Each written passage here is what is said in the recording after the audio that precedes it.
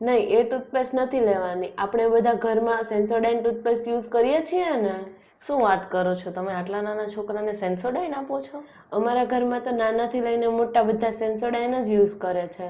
એનું શું કારણ સેન્સોડાઇન યુઝ કરવાનું? કારણ કે એડવર્ટાઇઝમાં બતાવે જ છે ને, સેન્સોડાઇનથી દાંત બી મજબૂત થાય છે અને સારા થાય છે. એટલે એવું નથી હોતું. જે એડવર્ટાઇઝમાં તમે જોવો છો એ બધું સાચું નથી. બાળકને સેન્સોડાઇન આપવાની કોઈ જરૂર નથી. તો તમે જ જણાવો, અમારે નાના બાળકોને અને અમારે કઈ ટૂથપેસ્ટ યુઝ કરવી જોઈએ?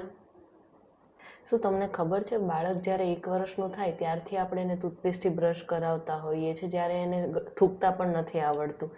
ત્યાર પછી દૂધિયા દાંતમાં જ્યારે બાળક થૂંકતા શીખે છે એ પ્રમાણે, પ્લસ જ્યારે દૂધિયા અને કાયમી દાંત મિક્સ હોય એ ઉંમરની, અને જ્યારે ખાલી કાયમી દાંત હોય બાળકના મોઢામાં, એ દરેક ઉંમર પ્રમાણે, દરેક તબક્કા પ્રમાણે અલગ અલગ ટૂથપેસ્ટ આવે છે.